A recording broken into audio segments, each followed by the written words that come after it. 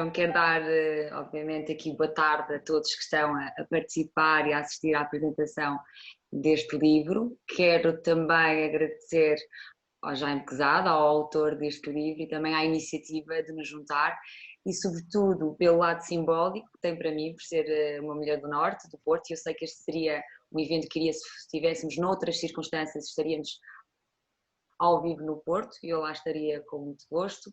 Não sendo possível, sendo estas as nossas circunstâncias, eu estou aqui em Lisboa, mas no fundo a simbolizar a cidade do Porto com muito gosto, com muito orgulho, ainda com um pouco menos sotaque ao que já tive, mas na verdade com muita alma. Gostava de deixar aqui algumas notas antes de começarmos esta apresentação e também debate, onde vamos ter alguns intervenientes. Gostava de pedir, e acho que já persigo, a maior parte das pessoas já o fez, ou praticamente todas, que desligassem os microfones, também que colocassem algumas questões, ou até mesmo só comentários no chat, para depois fazer aqui um apanhado de algumas possíveis perguntas que possamos, se ainda tivermos tempo, na parte final de colocarmos, e gostava, obviamente, de apresentar o livro e o autor. O livro, como todos sabemos, aliás, estamos aqui para isso mesmo, é The New Way. A ideia-chave, né, deste livro passa com esta ideia que eu acho que é uma ideia que é transversal e também, mais uma vez, simbólica neste momento, é como é que nós devemos ultrapassar esta crise e construir o futuro. Antes de entrar no livro propriamente dito, gostaria de dar aqui uma breve bio. Eu gosto sempre de introduzir algumas notas importantes sobre as pessoas que apresento. Rapidamente, Jaime Quezada é um economista, em pela Universidade do Porto, um percurso com funções de gestão superior tanto no setor público como no privado, sempre nas áreas de tecnologia, inovação, conhecimento e também com a coordenação de vários projetos e grupos de trabalho, tanto a nível nacional como internacional. Já publicou 5 livros, este é o seu 5º livro, The New Way, e é exatamente deste livro, The New Way, que nós estamos aqui reunidos. Este livro pretende ser um livro manifesto, onde Jaime, né, faz aqui uma reflexão a partir da sua experiência de vários e largos anos, falando aqui um bocado como a base que nós devemos ter, ou seja, as competências que as pessoas têm, ou seja, para conquistarem a confiança, e neste sentido, e neste contexto, não é, como é que nós conseguimos construir uma comunidade que possa ser fluida e onde a comunicação tenha espaço. Mas julgo que melhor do que eu, não é, será o próprio autor, o Jaime, e tenho o prazer de pedir aqui ao Jaime para fazer a introdução que assim deseja sobre muito o seu bem, próprio livro. muito obrigado, Marta. Antes de mais, muito obrigada à Marta pela amabilidade de fazer esta moderação. É de facto um prazer contar com a sua simpatia e a sua experiência na animação desta sessão.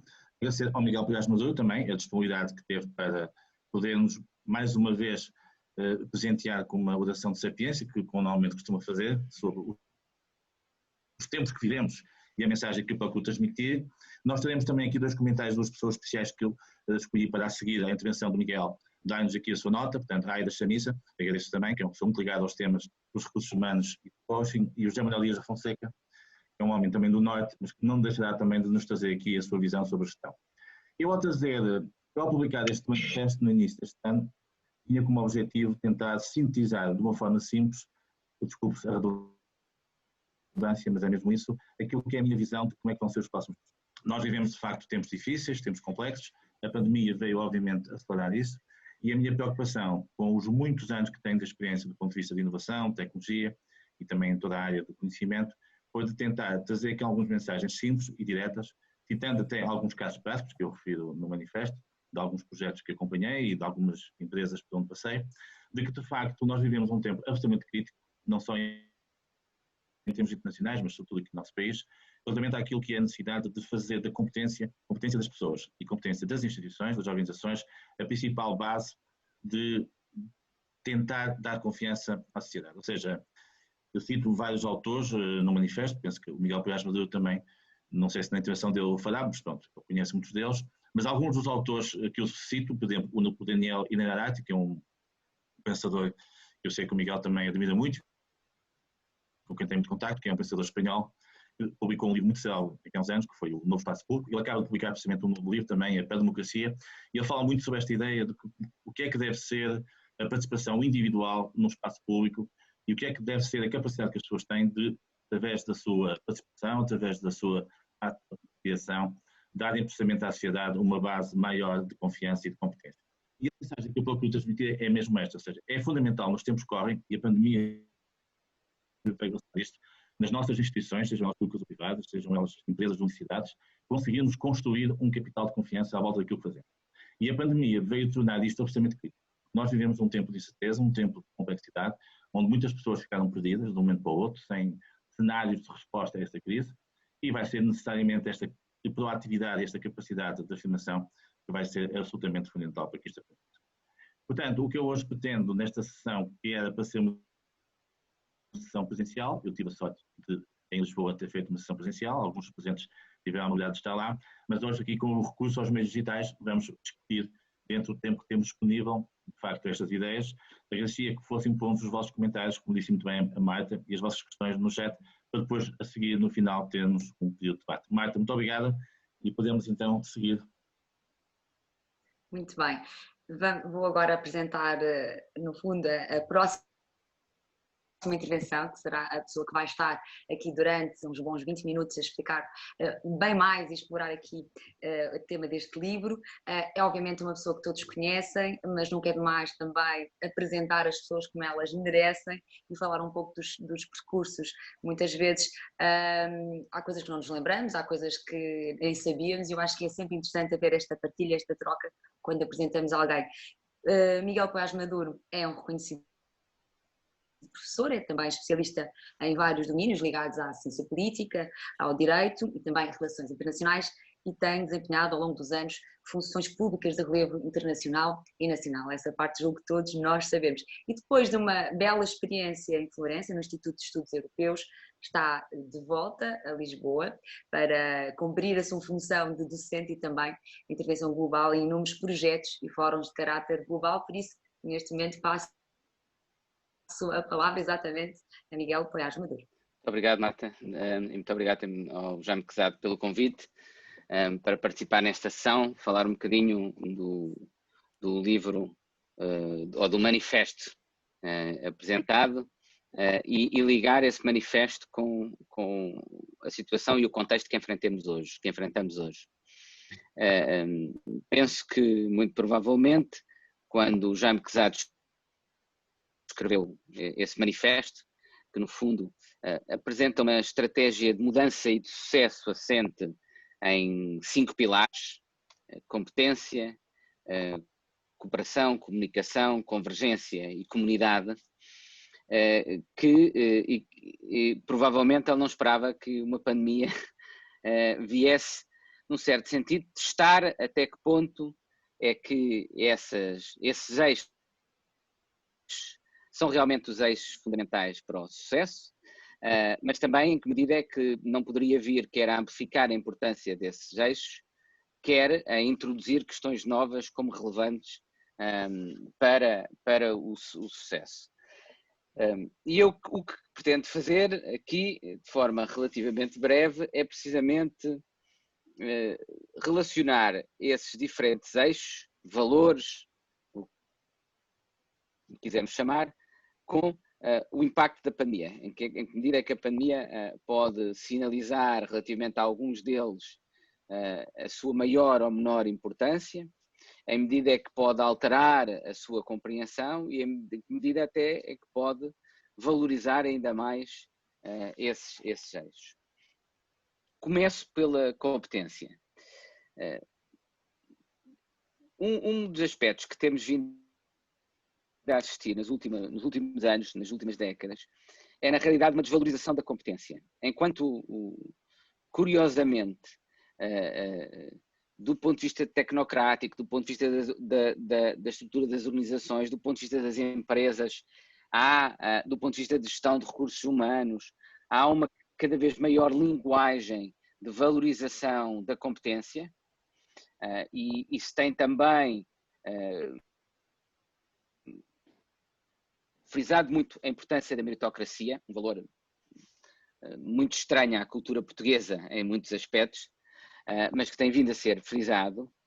Curiosamente, no espaço público, aquilo a que temos assistido, ou seja, nos grandes debates que compõem uma comunidade política, que faz uma nação, que faz um Estado, aquilo a que temos assistido, paradoxalmente, é uma desvalorização da competência. Os especialistas, aquilo que na ciência política, na análise dos especialistas, filósofos como aquele o Inarariti, que já me falava, que dizem que tem havido quase um combate aos experts. Um dos aspectos que definem os movimentos populistas é a ideia de que o mundo tem estado na mão das elites, que os especialistas, os experts, fazem parte dessas elites e, portanto, que o combate pela democracia futura passa pelo combate da importância que esses especialistas teriam adquirido. E, portanto, curiosamente, temos assistido a uma certa tensão ou contradição entre um discurso que, ao nível, se quiserem, micro, das empresas, das organizações, reforça a importância do talento, do mérito, enquanto ao nível macro, pelo contrário, o discurso a que temos assistido é um discurso que desvaloriza essas componentes, desvaloriza a ciência, desvaloriza o método, desvaloriza o papel dos especialistas. Aliás, parte disso é resultado do próprio papel que as redes sociais e o espaço digital têm adquirido enquanto novo espaço público. Porque o acesso muito fácil à informação que a internet trouxe, que a revolução digital trouxe, levou a um questionar das fontes tradicionais da autoridade relativamente ao conhecimento e à competência. Eu costumo dizer, é muito fácil confundir acesso à informação com conhecimento. Muitas vezes as pessoas... Basta lembrarem-se o seguinte, aqui há anos, quando nós íamos a um médico, ou quando as pessoas iam a um médico, o médico analisava-nos, fazia-nos um diagnóstico, recomendava-nos uns medicamentos e um tratamento e nós íamos para casa, também passávamos antes pela farmácia, a seguir o que o médico nos tinha mandado. Hoje em dia, quando alguém vai a um médico a uma consulta médica, o médico faz o diagnóstico, recomenda um tratamento e aquilo que a pessoa faz a seguir é ir à internet, googlar esse tratamento, googlar o diagnóstico e, no fundo, muitas vezes, fazer um second guessing quanto àquilo que o médico disse. Isto é representativo deste questionar das fontes tradicionais de definição de conhecimento e da autoridade que lhe estava associada, que esta confusão entre acesso à informação, acesso fácil à informação e conhecimento se traduz. Ora, o que diferencia o simples acesso à informação do verdadeiro conhecimento é a competência. É a capacidade para processar e analisar essa informação de forma a transformar a informação em conhecimento. Mas isso tem vindo a ser questionado. O que é interessante, e é o primeiro aspecto que eu queria mencionar, é que, num certo sentido, esta crise da pandemia voltou a revalorizar o conhecimento, voltou a revalorizar as competências, mesmo aos olhos da opinião pública em geral, mesmo no espaço público. Ou seja, nunca como hoje tivemos tantos cientistas, tantos especialistas nos telejornais, nos jornais, a discutirem na abertura dos telejornais, na abertura. Agora, até que ponto é que isso vai traduzir mesmo num reforço da confiança e do papel da ciência no nosso espaço público, na nossa democracia, e num reforço e numa valorização da competência, não é claro e depende de outros aspectos de como a pandemia e a resolução da pandemia vai desenvolver-se para termos uma conclusão sobre isso. Há, aliás, dados recentes, um estudo de opinião feito pelo European Council on Foreign Relations, que demonstra que não tem aquilo que muitos especialistas, de novo, como por exemplo o próprio Inarariti no livro dele, dizem, que há esta revalorização dos especialistas, que não estamos a assistir ainda a tanto isso como se esperava e podemos até vir a assistir ao contrário. E também vou explicar a seguir porque é que acho que pode haver também, na realidade, tanto podemos evoluir nesse sentido, como podemos evoluir no sentido contrário. O segundo aspecto de que fala o livro é a questão da cooperação e a importância da cooperação. Eu relaciono isso com vários aspectos. A cooperação é importante enquanto capital social, a cooperação é importante enquanto promoção da criatividade e da inovação. Não existe inovação, não existe criatividade sem cooperação, desde logo entre conhecimentos diferentes. A inovação, a criatividade resultam muitas vezes da introdução de um conhecimento decorrente de outra disciplina numa disciplina tradicional, e é isso que muitas vezes induz a inovação, a diferença. O olhar para um problema clássico de uma perspectiva totalmente nova pode induzir-nos a uma resposta diferente, é muitas vezes promotor dessa criatividade. A cooperação também é fundamental ao nível das políticas públicas enquanto forma de governação integrada. A maior parte dos problemas que nós temos hoje são problemas complexos, que exigem intervenção de áreas de competências e disciplinares diferentes e, portanto, exigem também, frequentemente, a intervenção de áreas públicas diferentes. Nós, para combatermos o insucesso escolar, necessitamos da convergência e da cooperação entre a política educativa com política social, com política habitacional, com política de transportes, para as horas que as crianças podem sair das escolas ou devem estar nas escolas, todas essas políticas públicas. E, portanto, é fundamental essa cooperação. Esta crise valorizou, e aqui refiro-me sobretudo em Portugal, desde logo ao caso português, a importância desta cooperação e deste conjunto outro de valores que lhe está associado à ideia de cooperação, quer os questiona e demonstrou as fragilidades em que podemos incorrer quando não temos essa cultura de cooperação. Ou seja, por um lado, nós somos um país que tem um capital social forte ao nível da família, ao nível da vizinhança, da proximidade. Nós sabemos isso. Sabemos, por exemplo, durante a anterior crise financeira, tal como ao longo de muitas vezes do nosso passado, quando temos graves crises económicas e sociais, e vamos voltar a assistir a isso provavelmente agora, a nossa rede social muitas vezes não é o Estado, não é apenas o Estado, muitas vezes é a família. É os pais que voltam a receber em casa os filhos que perderam o emprego, é os filhos que apoiam os avós, ou vice-versa. Isso é parte do nosso capital social. Outro conceito muito interessante desenvolvido pelo Robert Putnam, e nós sabemos que associado a isso está progresso económico, está desenvolvimento, está maior coesão social. Mas ao mesmo tempo nós somos uma sociedade que noutros aspectos tem pouco capital social, nos aspectos de confiança mútua entre aqueles que não conhecemos, ou seja, o nível geral de confiança na nossa sociedade e de confiança desde logo entre os próprios cidadãos e o Estado é muito reduzido.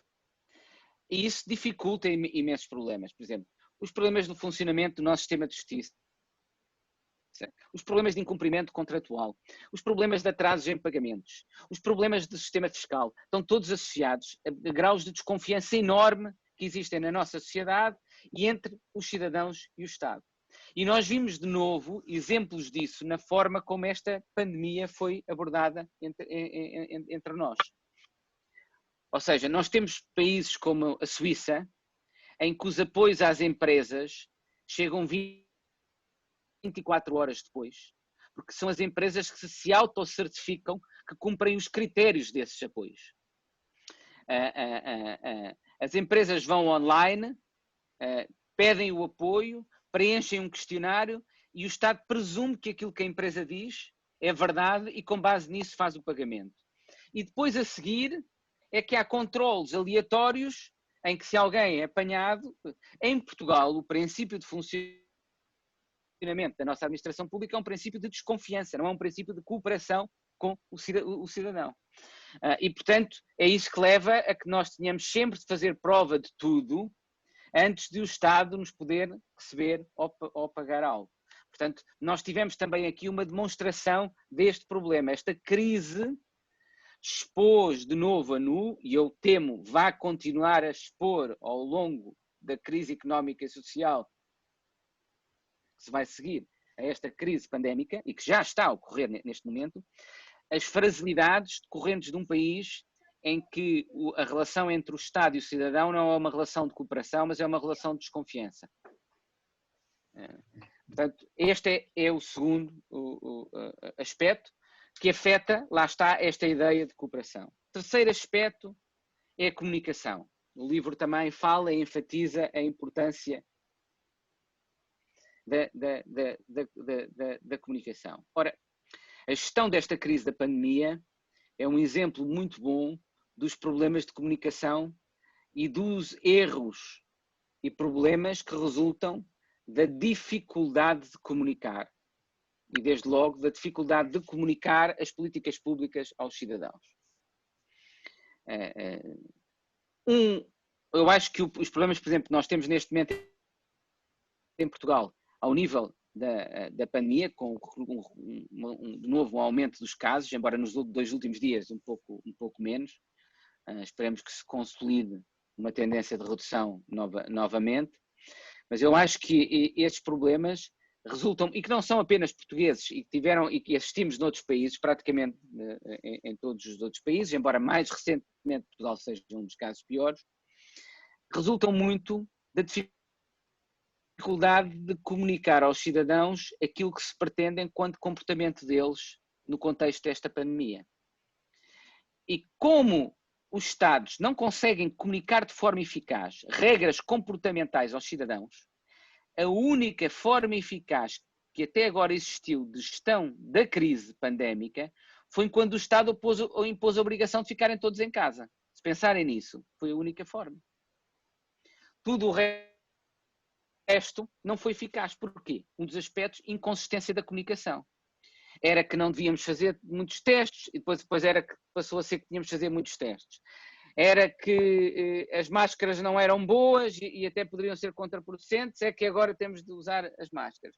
É que devemos usar as máscaras em certas circunstâncias, mas não noutras, mas depois afinal já não é bem assim. É que devíamos procurar sempre ficar em casa, é que devemos sair de casa porque é fundamental para a economia. Essa dificuldade de comunicação das políticas públicas, que é natural no contexto de uma pandemia como esta, e ainda torna que seja muito dificilmente eficazes estes tipos de políticas públicas que dependem fundamentalmente da capacidade do Estado gerir de forma centralizada o comportamento dos cidadãos.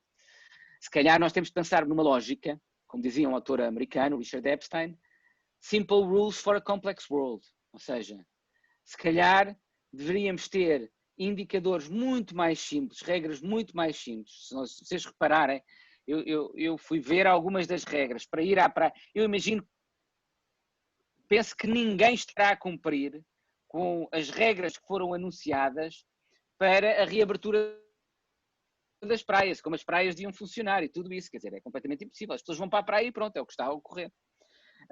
Porque elas eram tão detalhadas, quando as regras são tão detalhadas, as pessoas abdicam da sua capacidade de as aprender. E, portanto, acabam por não as cumprir. E isto deveria ser uma lição. Esta pandemia é uma lição sobre como não comunicar publicamente, políticas públicas. E devia ser uma aprendizagem para tentarmos comunicar melhor as políticas públicas no futuro. O quarto aspecto tem a ver com a ideia da convergência. Eu, por acaso, ao ler o manifesto, fiquei com algumas dúvidas, pode ser que depois o autor nos esclareça um pouco, entre as diferenças entre convergência e cooperação, porque em alguns aspectos podem ser as mesmas. Mas se eu depreendi bem, na lógica da convergência está também uma lógica importante de adaptabilidade, de mutação, de capacidade de mudar, de interdisciplinaridade. Ora, isto leva-me a outro aspecto que tem a ver precisamente com, retomando o tema da importância do papel da ciência na gestão desta pandemia. Um dos aspectos a que nós estamos a assistir é que aquilo que é boa ciência não é necessariamente boa política pública. Eu explico porquê. A ciência funciona com teste, erro, aprendizagem. Ou seja, na ciência, o que é natural é a mutação constante das conclusões a que chegamos. Elas estão, para a ciência ser boa ciência, ela tem de estar sujeita a constante escrutínio, a constante mudança, à medida que mudam os dados disponíveis. Ora, na gestão de uma pandemia, inicialmente nós não sabemos praticamente nada com um vírus novo. Vamos sabendo à medida que o vírus vai evoluindo, que vamos tendo mais casos, que vamos tendo uma amostra maior. E isso significa que a ciência está em mutação constante, que as recomendações da ciência estão em mutação constante. Ora, se é natural e é boa ciência essa alteração constante das conclusões a que vamos chegando, e que significa que um dia um tratamento é o tratamento adequado, no dia seguinte esse já não é o bom tratamento, e afinal o bom tratamento é outro. Que significa que num dia as máscaras podem não ser úteis e dias depois as máscaras afinal podem ser úteis. Isso que é boa ciência não faz necessariamente boa política pública. Porque as políticas públicas, por definição, para serem eficazes, têm de ser consistentes, têm de ser estáveis no tempo. Esta é uma tensão que esta crise vem pôr a nus. Porque ao mesmo tempo não existe boa política pública se na base não tiver boa ciência. Esta é a tensão em que nós vivemos e que a gestão da crise pandémica torna clara. Por um lado, as políticas públicas necessitam de estabilidade. Por outro lado, as necessidades públicas têm de se basear em boa ciência. Mas a ciência, no contexto de uma pandemia nova, por definição, está sempre em alteração e está sempre em mutação. E é a articulação e o equilíbrio entre estes dois fatores que resulta em boa política pública. E é por isso que eu dizia há pouco que não é claro que no final desta história, se as políticas públicas tiverem alteração constante, se nós não conseguimos comunicar bem as políticas públicas e a sua relação com a ciência, no final desta história, a ciência pode sair menos legitimada aos olhos dos cidadãos do que estava ainda antes da crise. Portanto, em vez desta crise vir a ser uma crise que restabeleça a confiança e o papel necessário da ciência na nossa democracia, no nosso Estado público, nas nossas políticas públicas, pode ter exatamente o efeito contrário. Por último, este livro, já ultrapassei os meus 20 minutos, este livro tem como último vetor a questão da comunidade. Eu traduziria a questão da comunidade numa outra designação, que é, para mim, a comunidade representa a cultura. Ou seja, aquilo que é estável e permite, no fundo, é instrumental a todos os outros valores. Uma comunidade que tem uma determinada cultura, que é a comunidade que é suscetível de promover os valores da convergência, da comunicação, da cooperação, da competência. E, portanto, o grande desafio que nós temos é como é que nós conseguimos promover uma cultura pública, uma cultura dominante na nossa comunidade, que promova esses valores. Os valores da competência, do talento, da meritocracia, da cooperação, do capital social, da cooperação integrada, da criatividade e inovação, da convergência, da adaptabilidade, da interdisciplinaridade, da mobilidade. É essa cultura que nós temos de promover. É a criação de um ecossistema que seja indutor desses outros valores. Esse é o grande desafio que nós temos pela frente. Essa alteração da cultura passa, em primeiro lugar, pelo reforço da qualidade das nossas instituições. Eu acho que se há uma prioridade fundamental que nós temos, é a prioridade de promoção e reforço de instituições mais capacitadas, mais resilientes, menos despartidarizadas, com maior qualidade, com maior ênfase na meritocracia, com mais método, porque são essas instituições que podem ser o fator de transformação de toda a nossa cultura pública e privada, de forma a promover os outros valores que estão no manifesto. E terminaria por agora, por aqui. Muito obrigado. Muito bem, Miguel, obrigada pela sua intervenção. Ainda vamos voltar ao Miguel e também ao Jaime depois para a parte das perguntas. Aproveito agora para apresentar mais duas pessoas convidadas que terão aqui duas notas, dois breves comentários.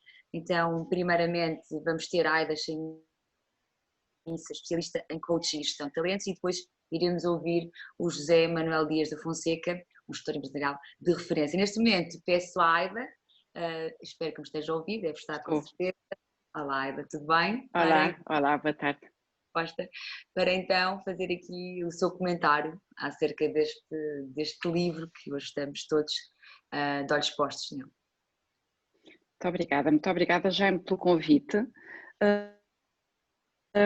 O que eu trago é para já esta minha sensação de que este livro, eu estive no lançamento em janeiro, no lançamento do livro do Jaime, e é interessante que toda a mensagem do livro, neste momento, parece mais atual do que nunca. Eu vou pegar em particular na inovação, na criatividade e na cocriação que o Jaime escreve no livro, que deve ocorrer com base em acordos que promovam a inteligência coletiva. Nós estamos a viver uma situação que é muito extraordinária, como sabemos. Eu gosto de olhar em termos sistémicos. Há um sistema que está em equilíbrio, e quando falo de sistema, é o sistema à escala planetária, mas também estou a falar das organizações, também são sistemas, e esta homeostasia, este estado de equilíbrio, foi quebrado por uma situação de calamidade pública que todos temos, todos lamentamos o que aconteceu, e é verdade que esta situação veio alterar completamente o equilíbrio tal como nós o conhecemos. Então, sempre que há uma situação de quebra de equilíbrio, qualquer sistema busca um novo equilíbrio. E o momento em que nós estamos é o momento em que não estamos no equilíbrio anterior e não estamos ainda no novo equilíbrio. E eu gostaria de trazer luz sobre isto, fazendo a ligação ao livro do Jaime, que todo ele, na minha perspectiva, traz uma leitura muito inspiradora para o momento que estamos a viver. Tudo está em movimento neste momento, tudo é incerto. Há demasiadas variáveis em jogo para ser possível fazer uma previsão. Agora, se nós olharmos noutra perspectiva, é quando tudo está em movimento que há a maior oportunidade de influenciar o curso dos acontecimentos. E aqui eu deixo um desafio para as empresas, no sentido de contrariarem aquilo que é intuitivo, porque obviamente sabemos que as empresas foram fantásticas, eu digo, os líderes também são heróis, porque os líderes conseguiram posição que em qualquer projeto de transformação digital varia muito tempo e um roadmap complexo, e a maior parte das organizações conseguiram fazer uma transição para digital em tempo recorde e a manter as operações a funcionar. E isso é de um enorme mérito. Agora, eu gostaria de chamar a atenção para o pós-digital e para a situação que estamos agora, porque é uma janela de oportunidade que se fecha quando o novo equilíbrio for alcançado. Portanto, nós estamos neste instante num momento absolutamente excepcional que as organizações que tiverem essa visão podem criar, e aproveitando estes conceitos que o Jaime traz, que podem fazer uma reflexão conjunta, mobilizar a inteligência coletiva e, de alguma maneira, captar os sinais da mudança que está a querer acontecer. Isto é, sem certezas, há sinais. Qualquer sistema, quando está em movimento, há sinais. E são os primeiros que conseguem captar esses sinais, que conseguem desenhar visões estratégicas que são inovadoras, que antecipam e que fazem a diferença. São os grandes influenciadores. Portanto, aquilo que eu trago é esta reflexão, que é, há duas formas, basicamente, de responder a esta situação. Há a forma defensiva, como qualquer sistema, que é face uma ameaça ou face um conjunto de variáveis que não controla, abranda, e pode, inclusivamente, ficar no mínimo das operações enquanto não tem visibilidade para ver para que lado é que avança. Essa é uma opção, que é a opção mais conservadora, é a opção que tem menos riscos, mas eu diria que é a que tem mais riscos, que é a que tem o risco de perder o momento e é, obviamente, o risco das organizações que vão ficar para trás.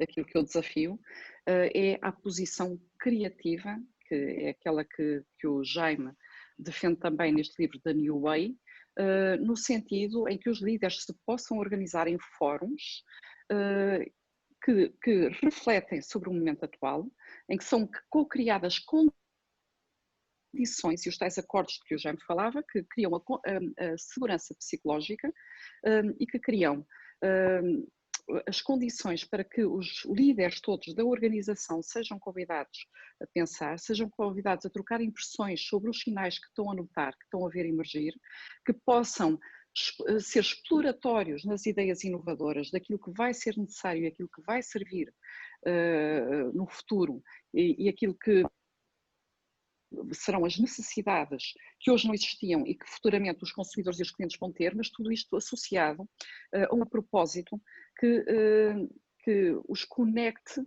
com uma intenção mais elevada. E aquilo que nós estamos a observar é que as organizações que contribuíram de alguma maneira para o bem comum, para o bem da comunidade, estão a ser premiadas pelos consumidores.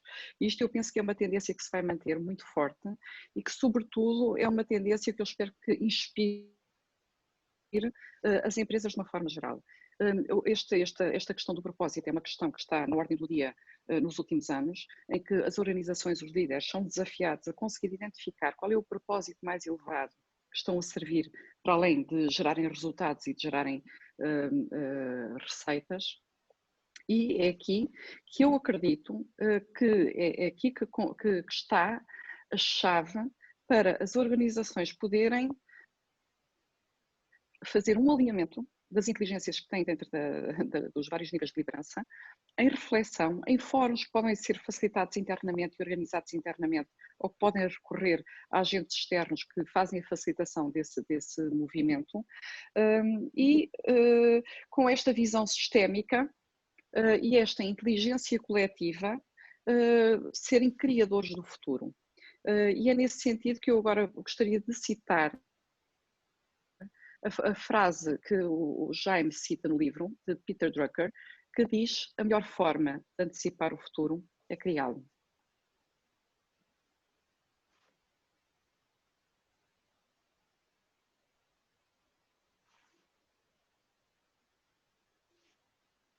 Comentários.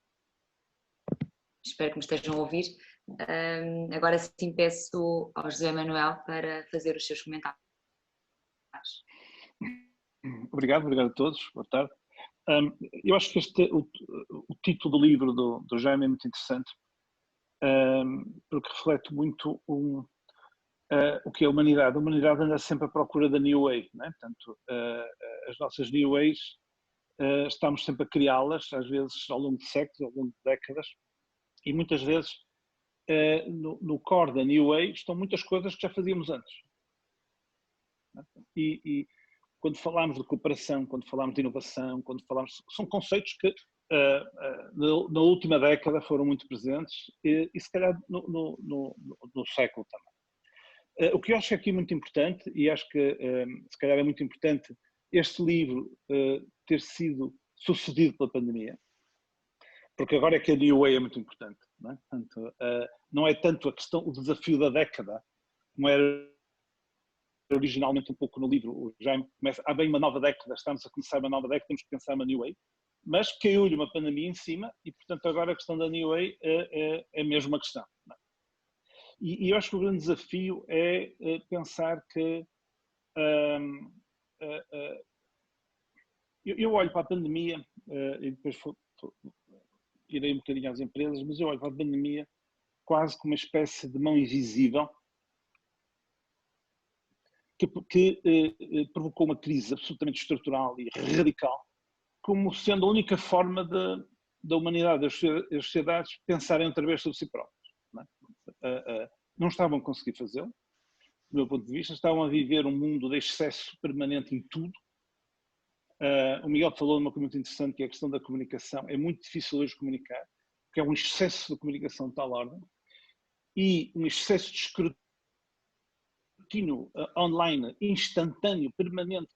Qualquer coisa que eu diga, não é?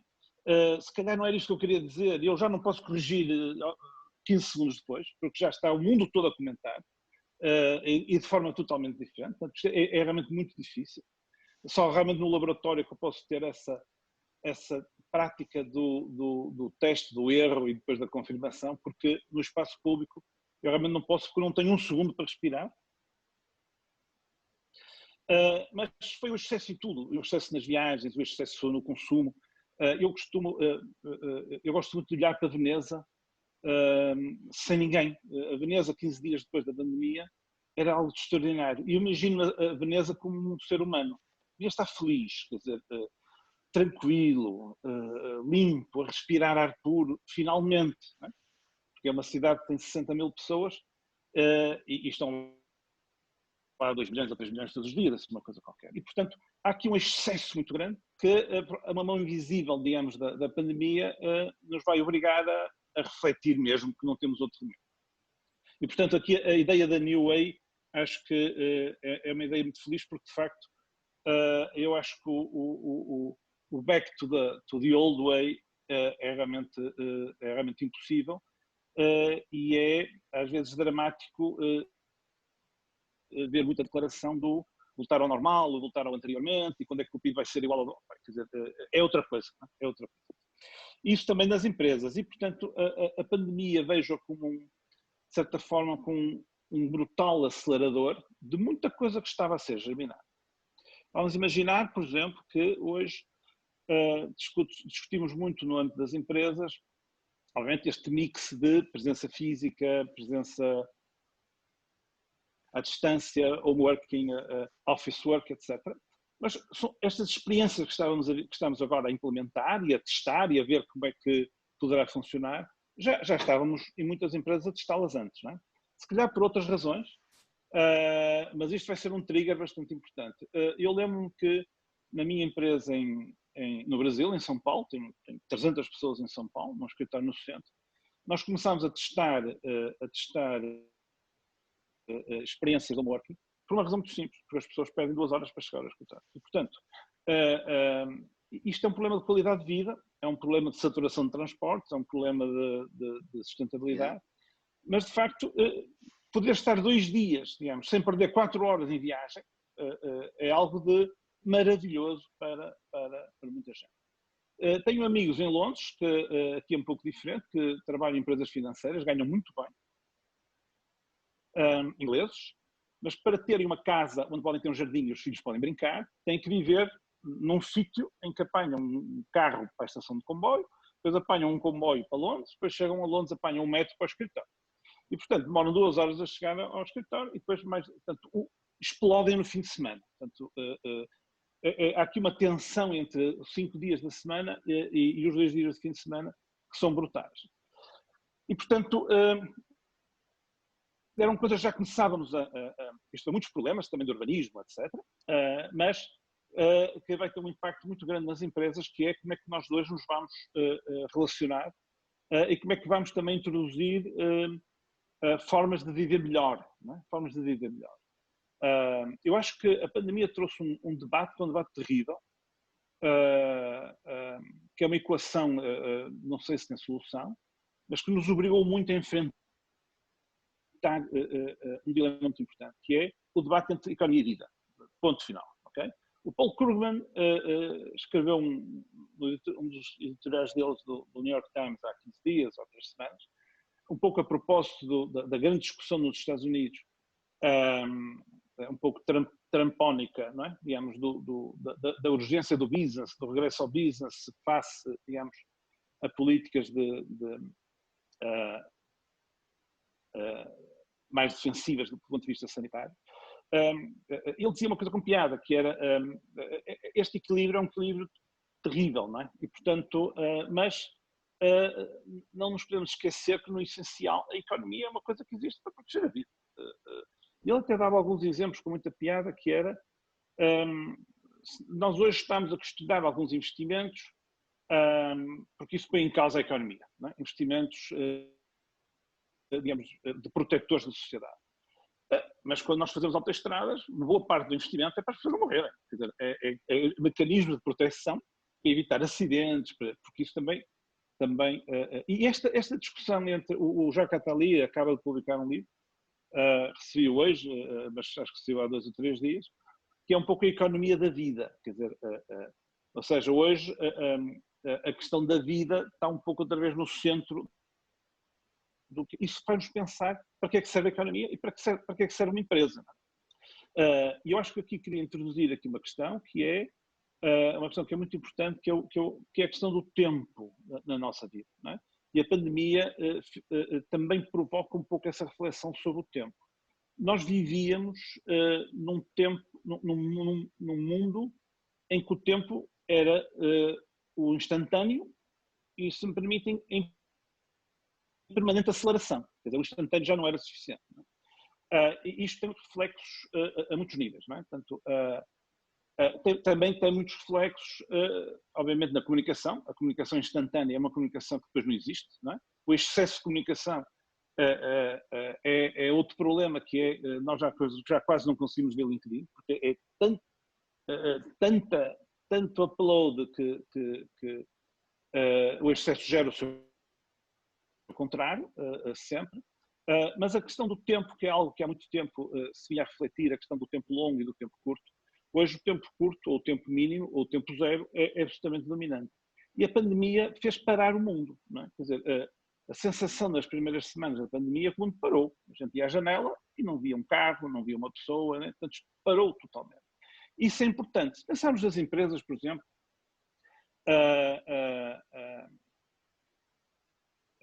e no dilema do que é uma empresa, não é?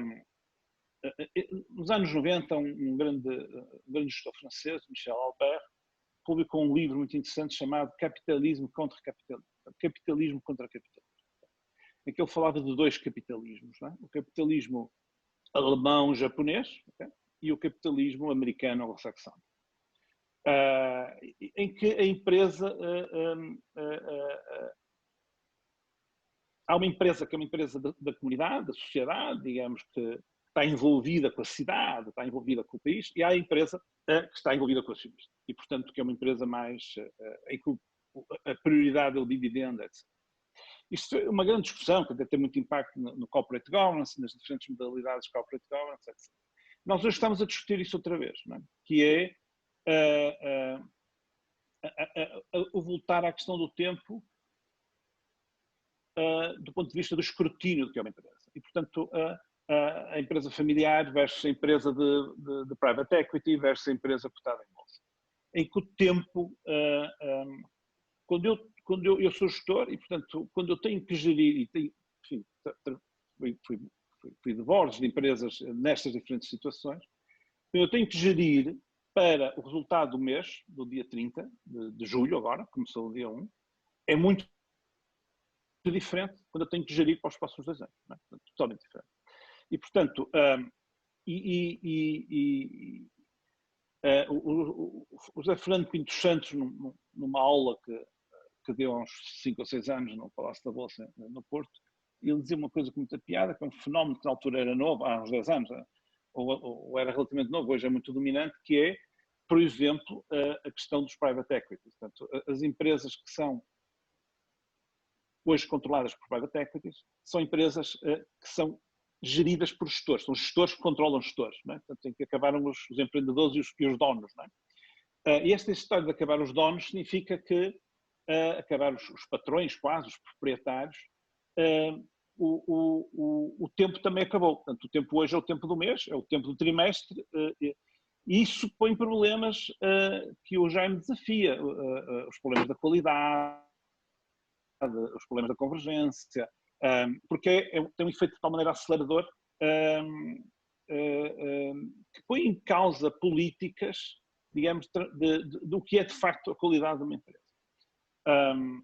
E, portanto, a questão do tempo tem um impacto muito grande na própria cultura. Quer dizer, o criador tem que estar permanentemente a criar, quer dizer, o criador não pode estar 2 anos sem criar, como aliás no fundo a ciência, não é? quer dizer, o resultado científico às vezes é muito rápido, mas muitas vezes é muito lento. E nós precisamos muito do tempo para essas coisas, precisamos muito do tempo para a qualidade, e precisamos sair, digamos, do mundo do curtíssimo prazo e do mundo do instantâneo, que nos trouxe também o digital.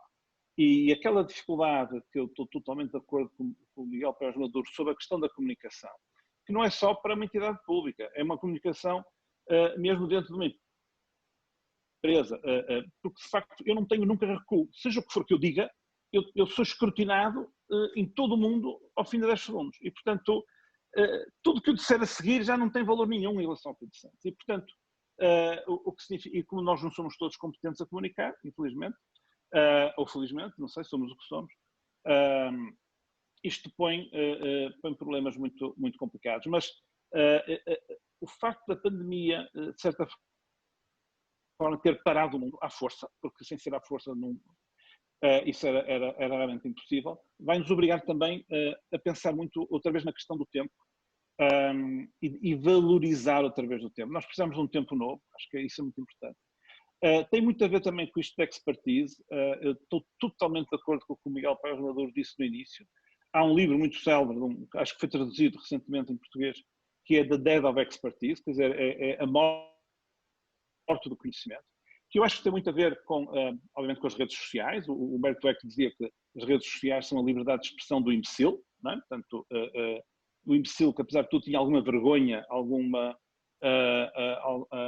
recato, digamos, ou então limitava-se ao café, hoje fala para o mundo inteiro, digamos, com muito orgulho e com muita categoria, digamos, e portanto isso é um problema. Mas também acho que há um lado aqui político, digamos, mais de fundo, que eu penso que, não sei se começou de certa forma com um mix. Eu acho que a eleição do Obama, perdoe-me esta viagem aqui um pouco, acho que a eleição do Obama trouxe na política algo que não era tão comum anteriormente, que é, eu não sei se, com origem no Partido Republicano, que é o facto de, não sei se a eleição do negro foi algo de tal maneira tão inacreditável nos Estados Unidos que criou, a partir do Partido Republicano, sobretudo com o Tea Party e com essas experiências, um modelo novo na política que é, eu estou contra porque estou contra. Okay? E, portanto, há um lado que está contra e o outro lado também está contra. E que não víamos no Bush, não víamos no Clinton, não víamos no Reagan, quer dizer, havia, apesar de tudo, convergência. Não é? E hoje isso desapareceu muito. Hoje as pessoas têm que ser contra. E, portanto, porque é a esfera comunicacional, digamos, imediata. Portanto, hoje mesmo na esfera política há uma posição autista, digamos, entre lados diferentes, que pura e simplesmente estão contra. Isto criou um radicalismo absolutamente brutal, do meu ponto de vista, que impede qualquer tipo de convergência e de comunicação e de entendimento. E não é por acaso, creio eu, que uma personalidade como o Rui Rio muitas vezes é muito salientada porque quase contraria isto que eu estou a dizer. Mas nós vemos isso em França, nós vemos isso em Espanha, vemos isso nos Estados Unidos, vemos isso agora no Brasil. Eu estou de um lado, tu estás do outro, e ponto final. Isto criou, digamos, abriu o terreno, a par da social media, da liberdade da internet, digamos, ao negacionismo puro e duro. Portanto, hoje há comunidades que negam a ir à Lua, há comunidades que negam as teorias do Darwin, há comunidades que negam as coisas mais óbvias do mundo, e, portanto, para nós são aceites, digamos, de olhos fechados, absolutamente indiscutíveis, e que há milhões de pessoas que acham que é tudo mentira, que é tudo isso é relativamente recente, E concordo que, de facto, há essa contradição entre o talento, que é outro chavão também recente, eu não gosto muito dessa palavra, prefiro conhecimento, prefiro profissionalismo, prefiro caráter, mas que é muito contraditório com essa morte da expertise, e que muitas vezes também se sente um pouco nas empresas, não é? Porque quando a prioridade é exclusivamente o resultado, não é? Isto depois põe outros problemas também desse tipo. Eu gostava só de terminar para relacionar um problema de comunicação e já agora de resultado, que mostra como é muito difícil a questão da comunicação, seja para quem for. E o exemplo que eu dou é a TAP, não é? Quer dizer, nós hoje discutimos os resultados da TAP na esfera da comunicação social como se fosse, como há 20 anos discutíamos num fórum empresarial, digamos, num grupo de analistas, num grupo de técnicos, numa escola de gestão. Hoje não, hoje discute-se, qualquer pessoa fala dos lucros da TAP. E, portanto, quando uma TAP, eu não tenho os números da TAP, não conheço, não sei se, não vou dizer que é bem gerida, que é mal gerida, só estou a dar como exemplo. Mas uma empresa ter 100 milhões de euros de resultado negativo não quer dizer absolutamente nada em si. Pode ser uma empresa absolutamente fabulosa. A Amazon teve 10 anos a dar bilhões de prejuízo, nunca ninguém se incomodou com isso. Mas quer dizer, quando aparece na comunicação social, teve 100 milhões de prejuízo, toda a gente começa logo a falar sobre isso. 100 milhões são 100 milhões, é muito dinheiro e é prejuízo. E se calhar teve resultado operacional de 300 milhões positivo. Mas isto não se consegue discutir na esfera do instantâneo. E, portanto, não há empresa no mundo que se consiga defender isto na comunicação. É impossível. E, portanto, hoje toda a gente é especialista em toda a gente. Antes era só no futebol, o treinador de bancada, quer dizer, quem assistia ao jogo também era treinador. Hoje toda a gente é treinador sobre tudo. Isso é a morte da comunicação num certo sentido. Portanto, os desafios que o Jaime nos lança são desafios que eu não diria que são novos, são desafios que se põem de novo outra vez, não é? Portanto, depois desta crise que fez parar o mundo. Muito obrigada, José, também pelos seus comentários, também tão pertinentes. E agora sim, é o momento de irmos ver aqui também algumas perguntas, algumas questões que foram sendo colocadas. Eu já espreitei aqui algumas, por isso peço ao Jaime e ao Miguel para se prepararem, para eventualmente um ou outro ou os dois responderem aqui às perguntas. Eu acho que vou começar exatamente aqui por uma que eu detectei como sendo interessante para começar. A pergunta é simples, será que as empresas precisam de uma crise como a atual para mudar, ou seja, para adotar uma new way? Não sei se começaria o Jaime. Posso dar uma pequena nota e depois passo ao Miguel. Muito rapidamente, até porque temos que ser breves. Não, eu concordo inteiramente com o que foi dito aqui, em particular, dado que foi a pessoa que mais falou sobre isso, com o José Manuel Dias da Fonseca, aliás, é uma pessoa que tem uma vastíssima, larguíssima experiência de gestão empresarial e, portanto, sabe do que fala, e isso é importante, as pessoas saberem do que falam. Eu acho que, efetivamente, esta crise veio obrigar as empresas a ter que repensar os seus modelos e os seus negócios. É absolutamente crítico. Aquilo que o José Manuel Dias da Fonseca disse relativamente à questão do equilíbrio entre o presencial e o trabalho, aquilo que é a valorização das cadeias de valores internas das empresas, aquilo que é a forma como as empresas antecipam aquilo que vai ser a capacidade de entrar nos mercados com novos produtos e serviços, numa altura em que os mercados são incertos e não se sabe muito bem qual é a resposta dos consumidores, vai de facto obrigar a grandes mudanças e, portanto, acho que é um desafio que temos pela frente.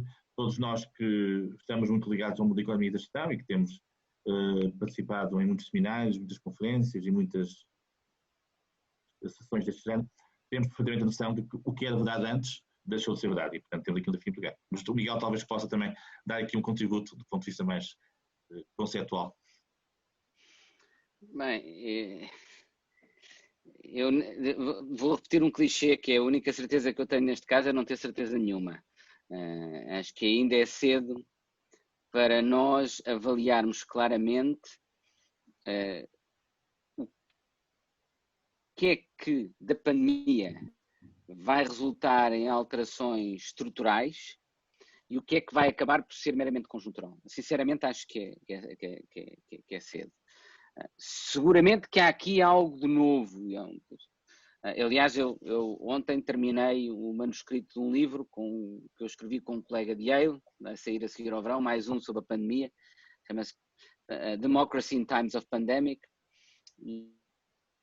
E o primeiro capítulo de introdução, que é escrito por nós os dois, chama-se A New Beginning. Portanto, não é The New Way, mas é A New Beginning. Mas uma das coisas que nós dizemos é que há uma tendência muito grande para achar que um novo começo é necessariamente uma coisa boa. Não é, pode ser uma coisa má. Não há nenhuma inevitabilidade natural ou histórica que determina que quando alguma coisa traumática acontece e se tem de recomeçar, que esse recomeço é necessariamente melhor do que aquilo que precedia. Depende das escolhas que nós fizermos. E neste contexto, ainda por cima depende, fazemos essas escolhas no contexto de algo que nós ainda não percebemos bem como gerir e ao corresponder. Ou seja, por um lado há alterações, há pouco uma das coisas que se falou foi muito nas intervenções, foi a questão do trabalho remoto, do trabalho à distância, do trabalho online. Em muitos aspectos, isso pode ser extraordinariamente positivo e amplifica algo que já estava em curso. Portanto, eu direi, na medida em que a pandemia trouxe, se quiserem, ou traz durante um certo período de tempo uma experiência real, um teste, um case study de algo que já estava a acontecer numa escala muito maior, é possível que, se isso funcionar bem, se consolida e, portanto, se transforma em alteração estrutural. E provavelmente o trabalho remoto ou o trabalho à distância será um desses aspectos. E ele pode ser muito positivo em certas dimensões, como aqui foi dito, em termos de qualidade de vida, em termos ambientais, porque as pessoas usam menos transportes ou ainda menos reuniões, portanto há menos poluição. Pode até melhorar a produtividade, porque aquele tempo que se dizia 2 horas, as 2 horas que se poupam no trânsito servem não apenas para melhorar a qualidade de vida, mas podem em parte ser utilizadas para ser mais produtivo, não é? Para trabalhar mais, portanto para aumentar a produtividade. Mas isto também pode ter consequências negativas, não é? Estar em casa, deixar de diferenciar entre o local de trabalho e o local de lazer pode acentuar um risco e uma perda de qualidade de vida. Pode aumentar a qualidade de vida por um lado, pode conduzir a perda de qualidade de vida por outro, não é? Porque se nós estamos em casa, estamos aos telemóveis constantemente, já não conseguimos distinguir a fronteira entre o que é o nosso trabalho e o que é o nosso lazer. Isso não é bom. Ao mesmo tempo, a transferência para o trabalho remoto também é parte e também ao mesmo tempo pode reforçar a transferência de trabalho de humanos para mecanismos robotizados ou de inteligência artificial. A Facebook utilizou a pandemia não apenas para colocar praticamente toda a gente a trabalhar a partir de casa, mas em muitos casos para substituir muitos dos que estavam empregados a fazer certo tipo de trabalho por sistemas de inteligência artificial. Por exemplo, até no controle das fake news e tudo isso, grande parte do controle de fake news, se vocês reportarem uma daquelas pessoas que nas redes sociais pode dizer para irem para o fundo de um rio com uma pedra ao pescoço, não é? Se vocês reportarem isso ao Twitter e ao Facebook, quem faz a análise não é uma pessoa, é um sistema de inteligência artificial que procura detectar se o perfil é falso, não é? Porque é uma coisa extraordinária, que é detectar se determinadas frases entram dentro da liberdade de expressão ou são ameaças à vida de alguém, não é decidido já por um ser humano, é decidido pelo menos em primeira instância e portanto na maior parte dos casos pelo sistema de inteligência artificial. E para além dos riscos que isto tem quanto à natureza do próprio juízo, eu aqui sobretudo notar que isso vai implicar uma perda substancial de emprego também, não é? A introdução de mecanismos de inteligência artificial. Portanto, muitos destes aspectos podem ser bons e podem ser maus, é o que eu queria dizer. Nós não temos de presumir que uma new way vai ser necessariamente a way do Jean Quezado, pode ser uma bad way, não uma good way, mas uma bad way. Esse é o primeiro ponto. E segundo, é demasiado cedo para nós sabermos quanto disto é que vai ser estrutural e quanto é que não pode ser minimamente conjuntural. É natural que perante um evento tão traumático como este, a nossa reação natural e humana seja achar que isto muda tudo e tudo vai mudar e o mundo vai ser totalmente diferente daqui para a frente. Mas isso pode ser consequência do trauma e pode não ser a verdadeira consequência do que se passou. Nós sabemos, por exemplo, que a Grande Depressão e a Primeira Guerra Mundial teve muito mais impacto na forma como o mundo mudou do que teve a gripe espanhola. Há milhares de artigos sobre a Primeira Guerra Mundial. Mas, curiosamente, não há praticamente artigos nenhuns, assim, pouquíssimos, para além daqueles na área da própria saúde, sobre o impacto económico e social na forma como o mundo se organizava da gripe espanhola. O que não deixa de ser interessante. Eu estou a dizer isto para dizer que nós temos de colocar as coisas em contexto. Eu acho que a única coisa honesta que nós temos para dizer neste momento é, primeiro, nós não sabemos qual vai ser o real impacto. E segundo, o que nós temos de fazer é usar as oportunidades e os desafios que esta pandemia nos traz, naquilo que nos está a forçar a mudar e de estar diferente na nossa forma de organizar e de responder a estes desafios, para naquilo que aprendermos de bom através destas mudanças, mesmo que sejam conjunturais agora, o transformar em alterações definitivas, naquelas que nos ajudarem. Nos aspectos que forem negativos, esperar que isso não ocorra. Muito bem. Já me pergunto se acha que ainda será pertinente ver mais perguntas, se ainda estamos com tempo, o que é que considera ser o ideal? Questão e depois terminávamos. Se a Marta parecer bem, veja lá, portanto. Muito bem. Eu julgo, muitas das questões estavam muito em linha de conta com esta que acabámos de ouvir, portanto eu talvez transitasse aqui para uma pergunta que seja talvez diferente, mas obviamente sempre com este pano de fundo do que estamos a viver da pandemia. Então uma pergunta aqui da Luísa Ribeiro. Boa tarde a todos. A pandemia veio levantar a reflexão sobre a necessidade de haver estímulo de proteção da economia europeia versus uma economia global, para haver respostas mais imediatas e menor dependência de economias longínquas que não se conseguem influenciar, mas que são mais eficazes em termos de custo.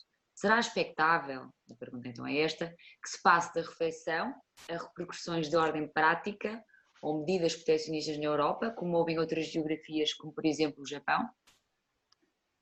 Agora não sei. Não sei se o Miguel quer começar, isto tem a ver um bocado com a questão do proteccionismo na Europa, talvez. Posso começar eu, depois dar a oportunidade aos outros para concluir. Acho que seja adequado que sejam os outros a concluir, para não monopolizar aqui a conversa. Eu acho que isso já está em curso, ou seja, a União Europeia já está a estudar medidas que levem, se quiserem, ao repatriamento de certas produções para a Europa para criar autossuficiência em certas áreas de equipamentos médicos, em certos medicamentos que a pandemia veio tornar claro que era importante existir alguma autonomia da Europa. Inicialmente a resposta até poderia ser nacional e de alguns Estados, mas neste momento parece existir alguma convergência no sentido de um conceito que, curiosamente, que o Presidente Macron introduziu, chamado de soberania europeia, e portanto criar essa autossuficiência, pelo menos a nível europeu.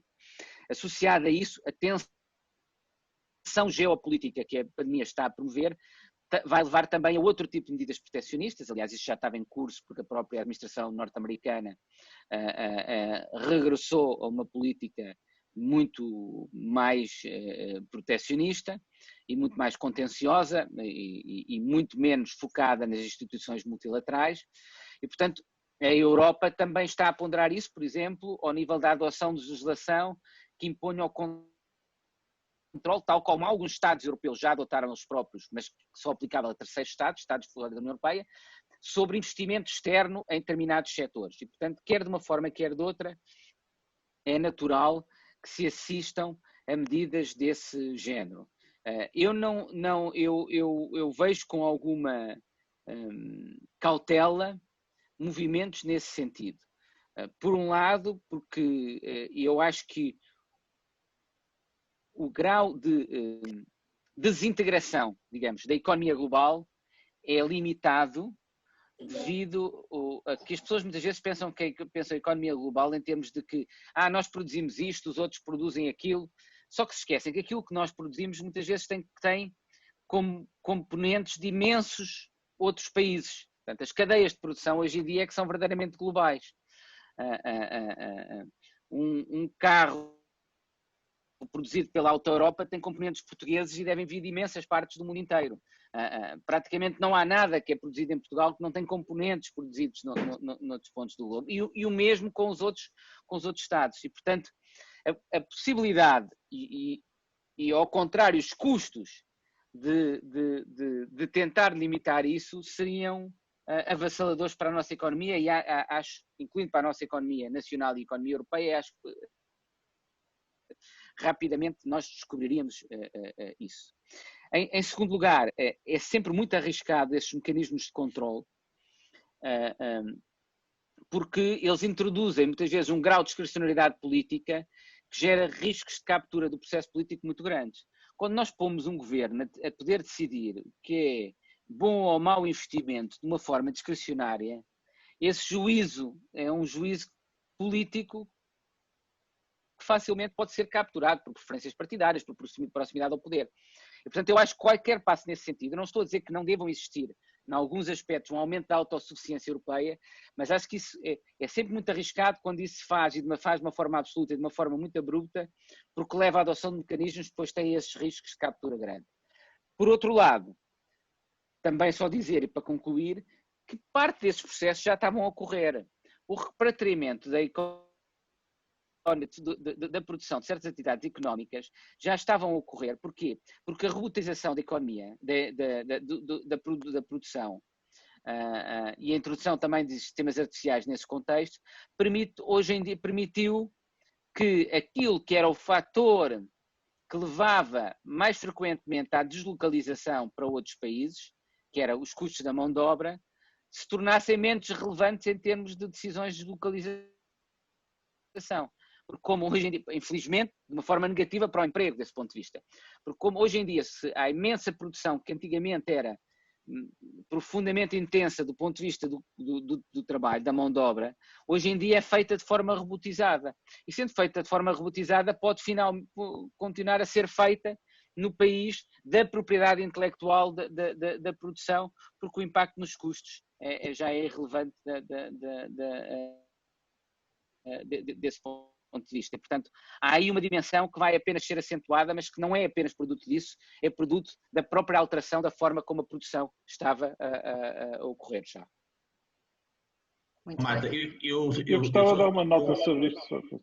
Exatamente, eu só para terminar pedi ao José Manuel Luís da Fonseca, porque como ele está numa organização que está presente em vários países do mundo, poderá obviamente dar essa noção e depois terminaremos. Manuel. Eu queria introduzir aqui um tema e tirá-lo um pouco da componente política ou voluntarista de decidir investimentos aqui ou acolá, seja Europa ou não seja Europa, mas que é um conceito velho como a saudade, mas que é muito importante e muitas vezes esquecido, que é a gestão de risco. Se vocês pensarem que há empresas, e que têm a ver depois com questões também de práticas empresariais, há empresas que recebem a matéria-prima, fábricas que recebem a matéria-prima todos os dias, certo? Todos os dias recebem a matéria-prima que vão usar nesse dia no sistema produtivo. Porquê?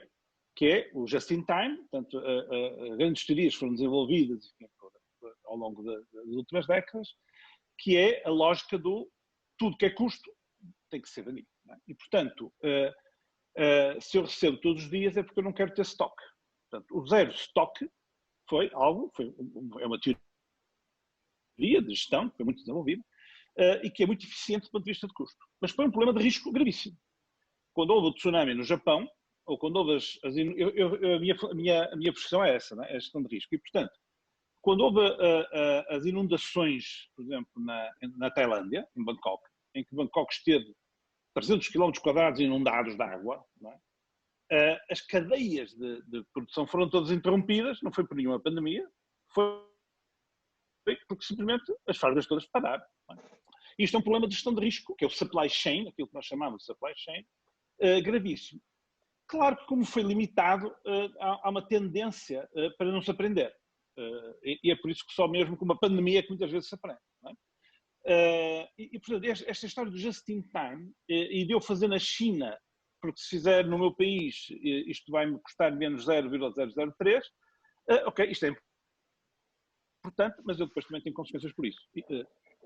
Há um vídeo do dono da Alibaba um pouco demagógico, mas com algum fundo interessante, que era um pouco sobre está tudo a queixar-se da China, não é? Está tudo a queixar-se da China, porque a China, os salários são baixos, porque a China faz boicota, aproveita as situações para boicotar isto, aquilo, aquilo, mas eles, caros amigos, não foi isso que os ensinaram em Harvard, quer dizer, mandaram todos ensinados que a deslocalização, a subcontratação, o deslocar para os sítios onde a mão de obra é barata, não foi isso sempre que os ensinaram e resultou, mas também resultou no fim do emprego industrial nos Estados Unidos, também resultou, se calhar no Trump, também resultou, mas isto foram decisões de empresas, não foram decisões de Estados, não é?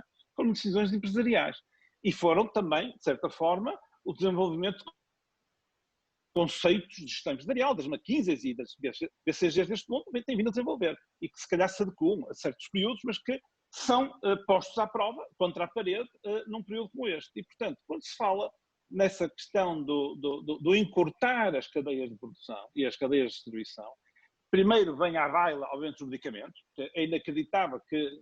Eu acho que uma das razões porque se dizia que as máscaras não é, se calhar, o ideal, isto em março, é por havia máscaras. E, portanto, eu não posso dizer, todos têm que usar máscara, porque é absurdo, ia tudo correr atrás das máscaras e não há máscara. Até podia provocar guerras civis. Portanto, quando o Mayor de Nova Iorque diz que o país boicota tudo que for chinês, mas depois tem que importar tudo da China, porque os Estados Unidos não têm ventiladores, não têm máscaras, não têm nada. Mas não é só, isso é espuma. A questão de fundo nem é só essa, não é só dos medicamentos e das máscaras. É um pouco de tudo, ou seja, é muito complicado quando nós vivemos num mundo em que se defende o estoque zero, não é? Portanto, é evidente, quando há uma crisita aqui e acolá, eu até sobrevivo durante uma semana. O que a pandemia trouxe é uma experiência nova, que é a crise, ao mesmo tempo, em todo o lado, em todo o mundo, não é? E, portanto, eu não posso ir buscar outro sítio. A Tailândia já não me fornece, eu se calhar durante 15 dias consigo sobreviver e depois vou pedir a Singapura, vou pedir ao Japão. Desta vez não posso pedir ao nenhum, ponto final, e portanto paro.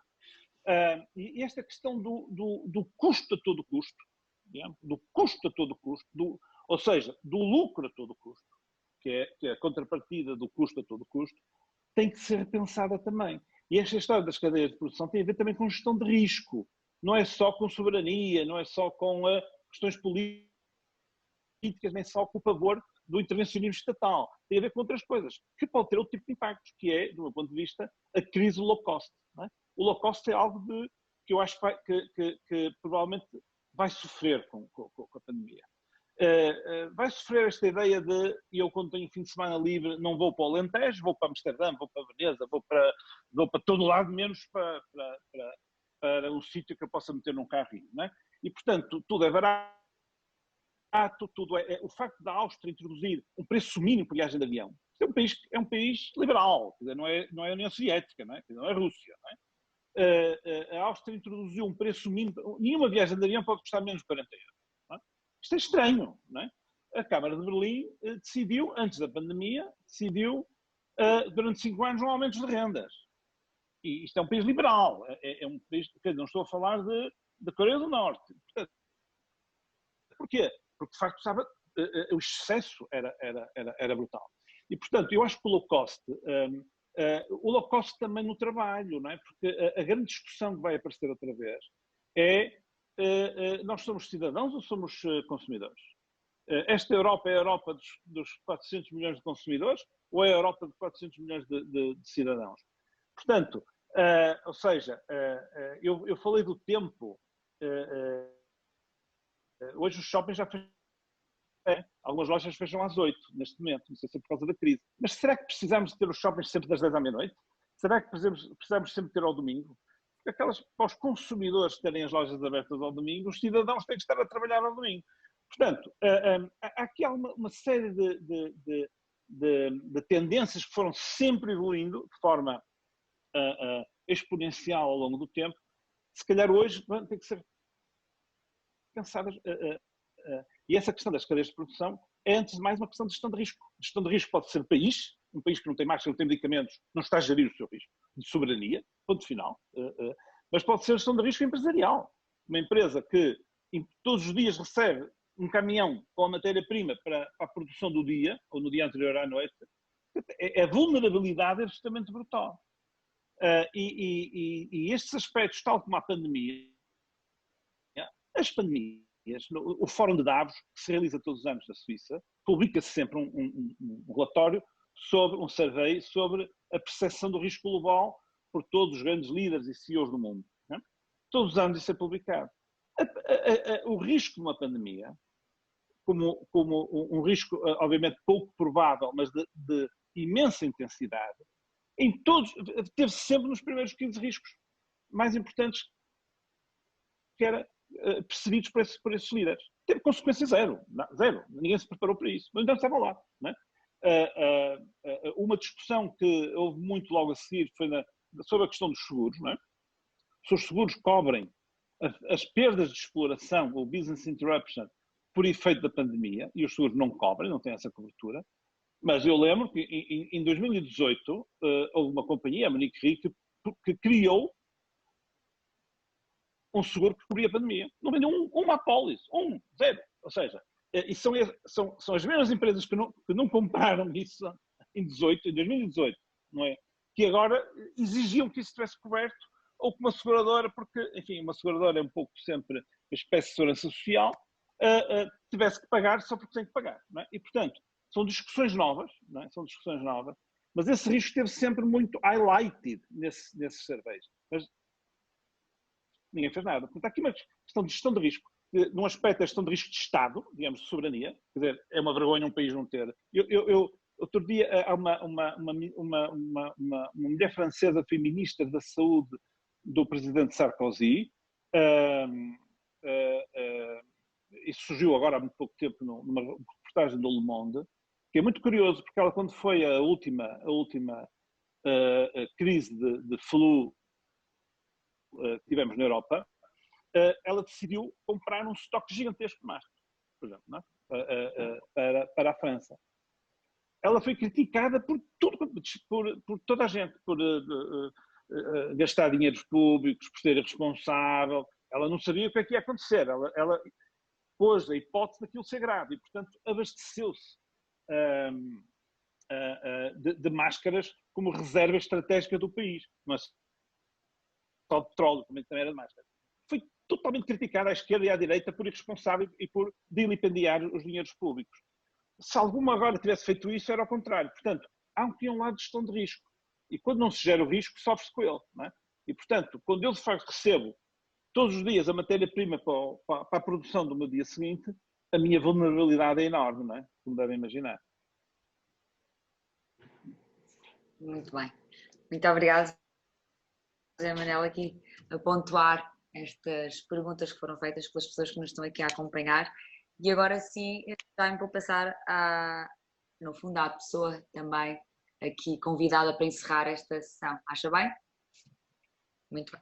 Então vou convidar Paulo Faustino, o editor e professor também da Universidade do Porto, para assim encerrar a sessão, e eu despeço-me de todos, deixando aqui os parabéns ao Jaime, não só pelo livro, não só por este evento, que acho que é importante, apesar dos tempos que vivemos, estarmos aqui presentes, e depois irei partilhar nas minhas redes algumas das palavras-chave que o Jaime falou e todos os convidados que participaram falaram, que acho que são palavras ou keywords que nos podem fazer aqui pensar mais um pouco.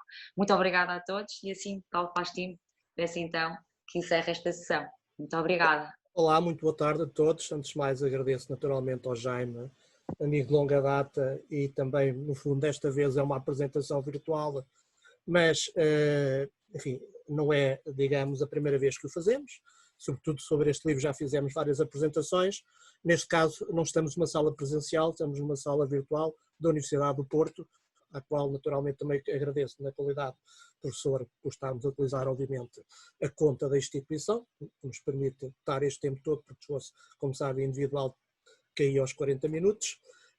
E, portanto, por outro lado, a Mídia 21 é, de facto, uma editora bastante focada nas publicações académicas e, digamos, este tipo de género de publicação que acabamos de partilhar, resultado do trabalho do Jaime, insere-se naturalmente no nosso portfólio. Aliás, não é o primeiro livro que publicamos e, portanto, temos todo o prazer e orgulho em publicar os livros do Jaime. Para além de amigo pessoal, é de facto um bom autor e que nos permite também, de facto, orgulhar-nos desse trabalho.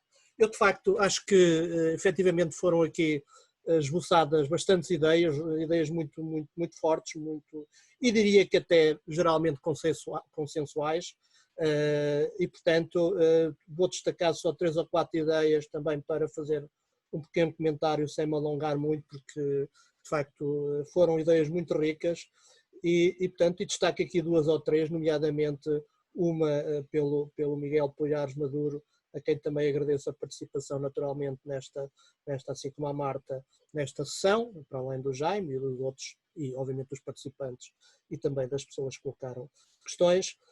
Eu de facto, há uma ideia aqui que para mim foi muito forte e que acho que, digamos, justifica em parte o atraso de Portugal em muitas circunstâncias e que explica também alguma dificuldade de respostas atempadas à pandemia, que é o pressuposto do estado de desconfiança que Portugal tem. Isso, de facto, nota-se a todos os domínios, nos projetos. Eu giro vários projetos, quer da União Europeia, quer em Portugal, da Fundação para a Ciência e Tecnologia, e, de facto, a carga burocrática, sobretudo em Portugal, e a prova que se tem que fazer, e são exatamente o princípio, manifestam e concretizam-se nesse princípio. O Estado é desconfiado e, digamos, nós temos que fazer a prova de fé antes de iniciarmos os processos. E isso trava imenso a iniciativa em Portugal e trava as decisões e depois as coisas não chegam rapidamente, digamos, ao consumidor, aos empreendedores, enfim, às pessoas que querem fazer coisas.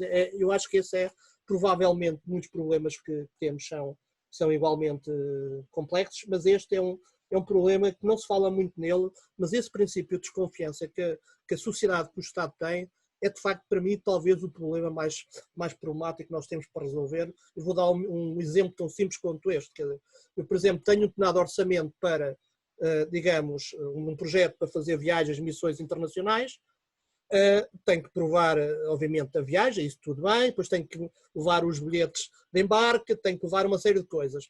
E se eu quiser arranjar um preço mais barato numa companhia low cost ou noutra companhia, não posso. Perde-se imenso tempo a ter 3 orçamentos e isto não é assim em toda a Europa. Um amigo meu, por exemplo, holandês, tem um orçamento, ele é que vai procurar soluções mais baratas para viajar e permite poupar dinheiro. E esse é que é o princípio de confiança nas pessoas. Portanto, isto é um pequeno exemplo.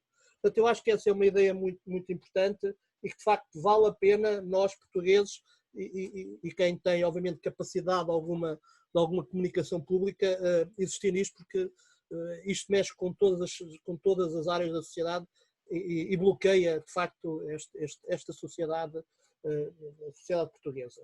Por outro lado, outra ideia forte aqui, obviamente foram muitas ideias fortes, é difícil, aliás, digamos, destacá-las, mas saquei estas. A questão tem um bocado a ver com a regulação também, que o Miguel Poiares Maduro falou, que de facto criam-se regras a mais em Portugal e depois não são cumpridas, isso é verdade. Portanto, há aquela máxima que quem estuda os mecanismos de regulação não regula aquilo que não consegues medir. Portanto, e de facto isso também tem a ver com o princípio da desconfiança, não é? Está um bocado associado a essa ideia. Portanto, é outro problema estrutural que tem, obviamente, implicações em todas as dimensões da sociedade portuguesa.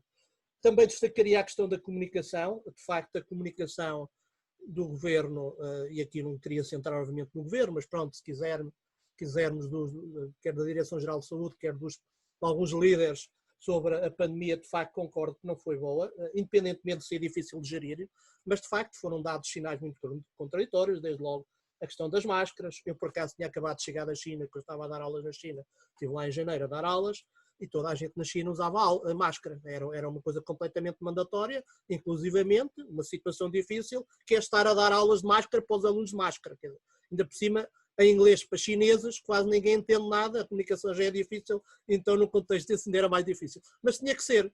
E, portanto, chegando cá, digamos, o governo dizia que não era preciso usar máscara, não valia a pena. Bom, isso é uma coisa completamente... e se calhar explica um bocado o que está a acontecer. De facto, foram sinais muito contraditórios e a própria mensagem dos líderes políticos na televisão, porque há uma tendência mimética das pessoas, quer repetir o comportamento dos outros. Se vê os políticos sem máscara, se vê os políticos a fazer festas, a fazer, digamos, a assistir a espetáculos, etc. Portanto, criou-se a ideia que isto já estava resolvido e não estava. Portanto, houve de facto aí erros de comunicação, teve erros de comunicação, independentemente de ser ou não difícil, houve erros de comunicação. Outra ideia que... Mas é preciso, quem está nestas funções tem obviamente de se preocupar com isso e tem que ser coerente com aquilo que faz. Outra ideia aqui importante, e aqui remete-nos para uma questão mais europeia, que é a questão do que o Macron disse, que precisamos falar da soberania europeia. Temos que... O conceito de soberania europeia tem que reemergir como enfim, uma meta a curto prazo. Bom, eu obviamente creio que todos estamos de acordo da Europa ter um papel mais importante no mundo e ter mais independência. Eu tenho algum receio que essa soberania europeia seja um pretexto, embora concorde com o princípio, e isso está associado também à questão da reindustrialização. Tenho algum receio que essa soberania europeia, no fundo, se traduza numa soberania franco-alemã, e isso já há sinais disso, que é criar grupos económicos fortes, e quando se lê fortes, estamos a falar naturalmente francês ou inglês, ou seja, em vez de haver campeões nacionais, digamos, em determinados setores, criarem-se campeões europeus, portanto, e obviamente que os campeões europeus serão liderados por empresas alemãs e francesas. Portanto, temo, de certa medida, que esse conceito de soberania europeia se possa transformar em soberania do eixo franco-alemão, do ponto de vista de criar algumas mega empresas para competir à escala global com a China, com os Estados Unidos, etc. Portanto, mas sim, é claro que isso tem a ver também com a questão que a Luísa colocou, que é a reindustrialização da Europa. Eu não sei se... Espero de facto que a Europa aprenda com isto. Não estou tão cético que esta crise vá mudar assim tanta coisa, porque agora estamos de facto... Tem havido alguma cooperação, é verdade, tem havido alguma reflexão, mas eu creio que a cooperação só existiu enquanto isto era realmente um problema sanitário que estávamos todos à nora, mas agora que a crise começa aparentemente a estar controlada, já deixou de haver a cooperação política e sanitária, agora já é uma preocupação económica e cada um já está a puxar pela sua vidinha e já se nota isto na questão da gestão dos destinos turísticos, por exemplo, na Europa. Portanto, e os próprios laboratórios, cada um já não há aquela cooperação que se pensava, portanto todos eles estão numa corrida frenética para ver quem é que, digamos, consegue encontrar a vacina, e depois vamos ver como é que isso vai, enfim, disseminar e como é que vai ser o processo de distribuição a nível internacional. Portanto, para resumir, acho que foi uma excelente sessão, houve aqui de facto muitas ideias fortes que foram mencionadas e de alguma forma algumas estão relacionadas umas com as outras. Eu também queria só aqui, em jeito de nota final, quando o colega disse que na Áustria, digamos, o Estado limita as rendas das casas, obviamente que isso é verdade, mas tem uma particularidade importante. O Estado limita, mas não intervém na propriedade. Por exemplo, em Viena da Áustria, de facto, há limites para rendas, mas as casas são do Estado. A autarquia, se quiserem, ou o governo austríaco, que é o proprietário. Portanto, eles não intervêm muito na propriedade, ou seja, eles regulam o preço, tornando-se eles os donos das casas. Portanto, não, digamos, há aqui uma forma de regulação legitimada pelo próprio Estado ser o grande proprietário das casas em Viena da Áustria, por exemplo. Okay? Portanto, acho que é um bocado diferente do que uma regulação em que intervém apenas naquilo que é propriedade privada. Portanto, mas, sim, naturalmente que alguma coisa há de sair positivo desta crise, há muitos problemas que o online não vai resolver, evidentemente. Ainda ontem tivemos quase 2 horas para reunir como é que vão ser as próximas aulas. Na China já se assumiu que vai ser tudo online. Em Portugal andamos todos aqui a discutir como é que vai ser, um misto online, um misto presencial, e depois chegámos à conclusão que se for presencial temos que dividir os alunos e não temos salas para todos. Temos que dividir os alunos por turmas. Portanto, de facto, temos alguma dificuldade de planeamento. Costumamos ter alguma capacidade de navegação à vista, mas precisamos mais planeamento. E, portanto, eu acho que hoje esta discussão foi bastante interessante, acho não, tenho a certeza, e agradeço a todos, naturalmente, pelo seu valioso contributo, e ao Jaime, naturalmente, uma vez mais, pelas importantes reflexões que tem partilhado connosco, e a sua forma de estar bastante ativo, o seu ativismo, se quiser, intelectual, social, político, etc. Portanto, é muito importante para o país, e cada um de nós, obviamente, na medida dos possíveis, tentará seguir algumas das ideias do Jaime. Portanto, na qualidade de editor, agradeço bastante a vossa presença e foi um privilégio.